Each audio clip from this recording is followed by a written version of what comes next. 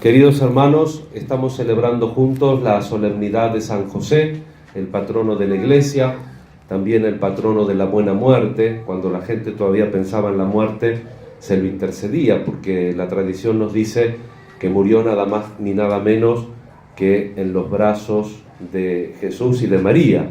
¿Qué mejor buena muerte que esa? Nosotros estamos en la semana de Pasión, la quinta semana de Cuaresma, junto con la Semana Santa, son las semanas que se llaman de Pasión. Y por eso en este ciclo B, el Evangelio de ayer de Juan, nos hablaba Jesús del grano de trigo, que para ser fecundo tiene que caer en la tierra y tiene que morir. En definitiva, en la perspectiva del cristiano, siempre hay sufrimiento, aunque la meta no es el sufrimiento porque no somos masoquistas. La meta siempre es la resurrección, la meta siempre es la vida. Yo soy la vida, dice Jesús. Él es el camino, Él es también la resurrección, Él es el pan de vida. Lo estamos celebrando en la Eucaristía. Pero en la vida real, después del pecado original, siempre hay mezcla de sufrimientos, mezclas de alegría, de fracasos, y nosotros también tenemos que saber afrontarlo. Es lo que constituye nuestra vida diaria. Podríamos decir nuestra novela, porque pobre San José, aunque vieron que en el Evangelio no se redacta ningún Evangelio como diciendo a José, o poniendo a José a decir algunas palabras. Vieron, dice la Virgen dijo, mi alma gloria. Nunca dice la Biblia, San José dijo, sino que siempre lo vemos escuchando, lo vemos obedeciendo, lo vemos caminando, protegiendo, cuidando. Es una vida que nos recuerda, como nos decía la palabra de Dios en la segunda lectura San Pablo a los cristianos de Roma, nos recuerda la fe de Abraham. Abraham fue padre por la fe, y también San José es padre de Jesús por la fe, porque está en el lugar del otro, está en el lugar del padre legal, para que no hablen mal de María. Por eso digo que es una novela.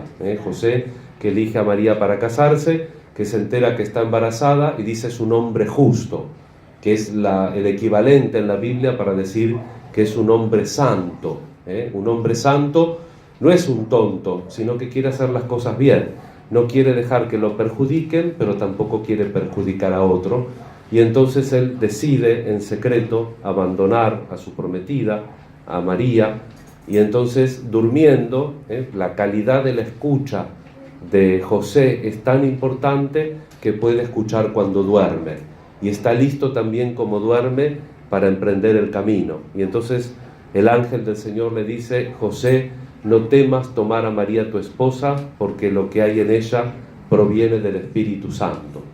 Concebirá, dará a un hijo, que se le pondrá Jesús, porque él salvará al mundo de los pecados. Y José se despierta y hace la voluntad de Dios. No es el único sueño que tiene, ya lo sabemos bien. Recuerdan que sueña para ir a Egipto, porque lo persiguen al niño, sueña para volver. Lo vemos siempre en actividad. Es una linda imagen esta, que no es solamente la única advertencia que tenemos en la Biblia, si bien lo es en su misma existencia, porque cuando uno estudia los pasajes que hablan de José, lo ven esa actitud, ¿no es cierto?, de la escucha, de la obediencia. Pero sin embargo hay una carta de Santiago, la carta de Santiago en el capítulo 1, versículos del 19 al 22, Santiago nos recuerda que no solamente tenemos que ser escuchadores de la palabra, sino que tenemos que también ser hacedores de la palabra. Y después dice algo que los curas no hacemos.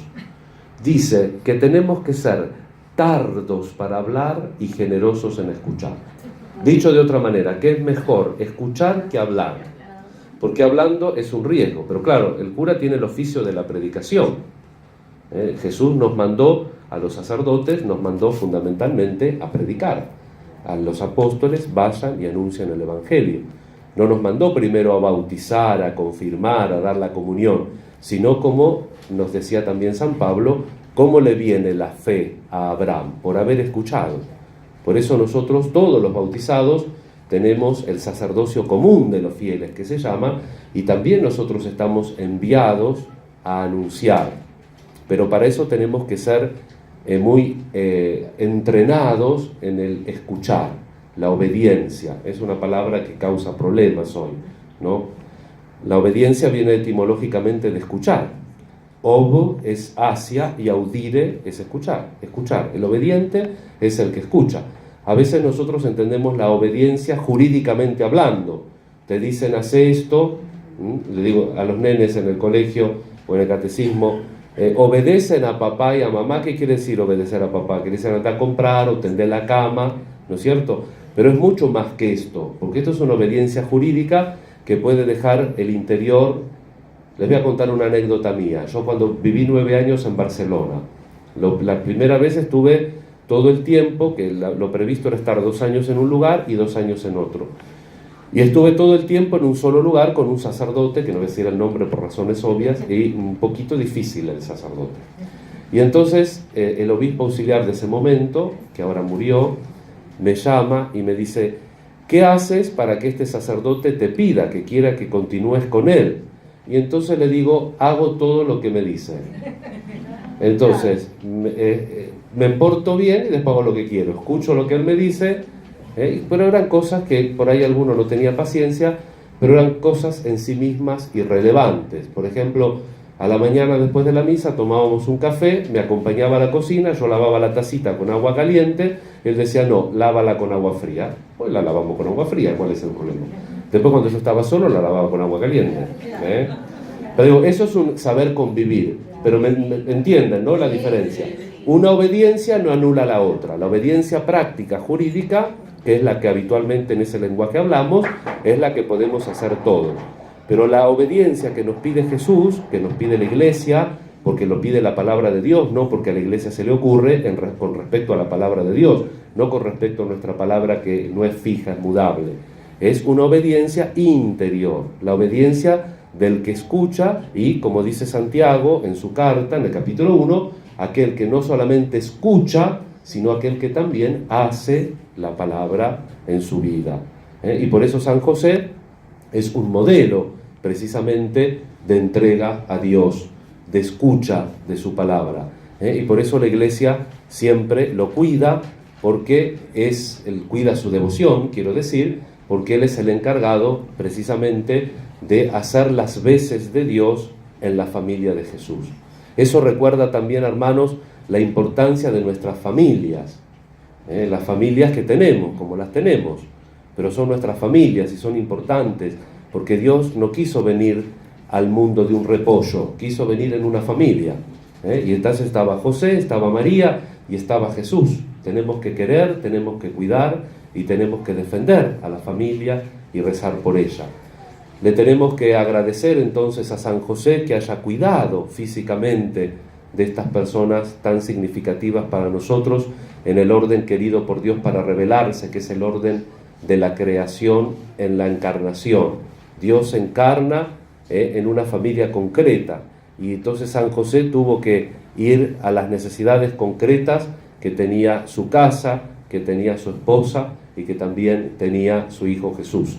Por eso la tradición de la Iglesia a San José se lo invoca mucho para las necesidades económicas. ¿Se acuerdan de Santa Teresa, no? Que ella decía que les prometía a todos, lo escribe en su vida, que cuando tenían una necesidad, San José iba a responder, porque siempre se cuidaba de las necesidades. Y cada vez que tenía alguna deuda o que tenía que fundar algún convento, le ponía todos los papeles abajo de la estatua del santo, una estatua que la llevaba para todos lados. Le hacía de todo. Santa Teresa era brava también, porque una vez que parece que tardaba la ayuda, lo dio vuelta contra la pared. Y hasta que no le vino la ayuda, no lo dio vuelta. No hagan eso con la pobre estatua del santo. Pero confiemos en la intercesión de aquel que cuidó a Jesús. Y hoy también celebramos a San José con la devoción propia de esta comunidad nuestra, de esta capilla San Expedito, en la cual venimos a pedir por todas nuestras necesidades, por nosotros, y es muy lindo también lo que sucede aquí, que viene mucha gente a pedir por otros. Ni bien entraba, una chica, una señora me decía, padre, rece por Nahuel Mendoza, que es un chico de 12 años que tiene cáncer, es decir, gente que pide por vecinos, por gente que conoce. Es muy lindo la intercesión, la riqueza de no solamente pedir por nosotros, sino también pedir por otro. Y eso lo hacemos nosotros también como comunidad, hacemos nuestra esa intención, hacemos nuestras las intenciones de todos los que estamos acá y que seguramente que tenemos alguna preocupación, algún dolor o algún sufrimiento. Recordando las palabras de ayer de Jesús, ¿no? Que si el grano de trigo no cae en la tierra y muere, queda solo. Entonces los sufrimientos hacen que produzcamos frutos. Y por eso la vida de los santos siempre es una vida, en definitiva, de renunciar a lo propio para donarse, para entregarse, para fructificar en el otro.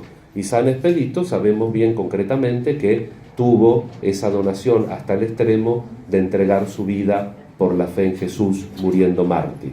Por eso ponemos todas nuestras intenciones a los pies del altar del Señor Jesús, que ayer también en el Evangelio, en el quinto domingo de Cuaresma, nos decía que cuando Él fuera levantado en alto en la cruz, atraería a todos hacia Él.